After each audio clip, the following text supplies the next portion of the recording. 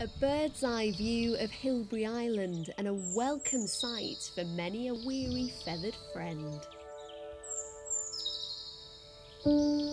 Just off the Wirral coastline, it's the nature reserve where the seals do the people watching, and for thousands of migrating birds, it's the perfect pit stop. It's a little bit like a motorway service station. Imagine you're going on a long journey up north or down south. You stop off, don't you?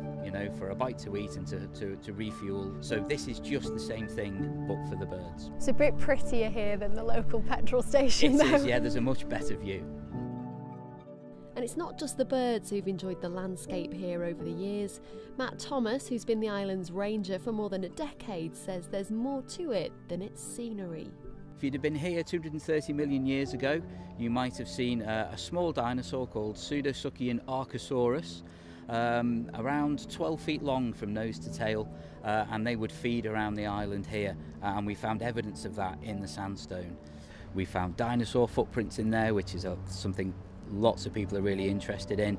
There's evidence that there was a monk's cell on the island when it was owned by Chester Abbey in the 11th century, and then a little bit further on into the 17th and 18th century, there was a pub on the island, and they had the telegraph station as well. There's so much, so much to learn about Hilbre in terms of history. It's absolutely fascinating.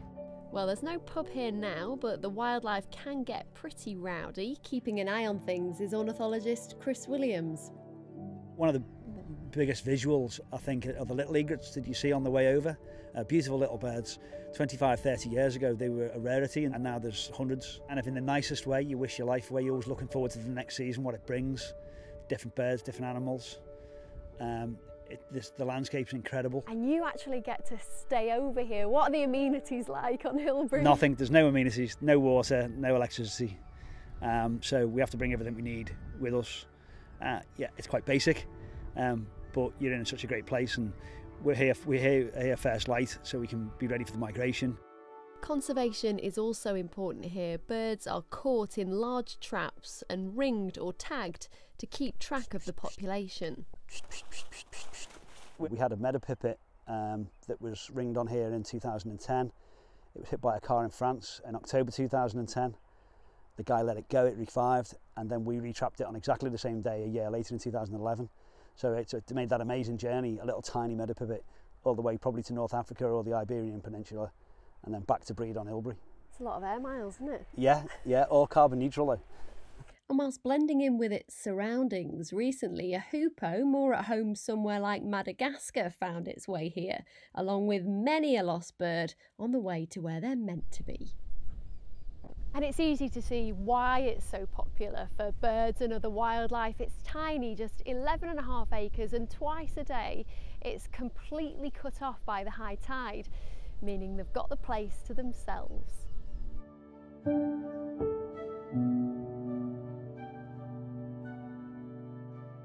It's popular with people too, but be warned, it takes an hour to walk out here, and knowledge of the tides is vital.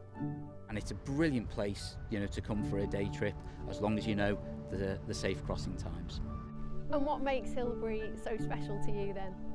You can feel, completely isolated when the tide comes in and you may be the only person on the island. You can feel really connected, seeing those birds arrive and knowing the journey that they've been on. It's a refuge for them, a break on their migratory journeys as well. So yeah, Hilbre, for people, you can be bombarded with images and social media and all that kind of stuff. It's a refuge.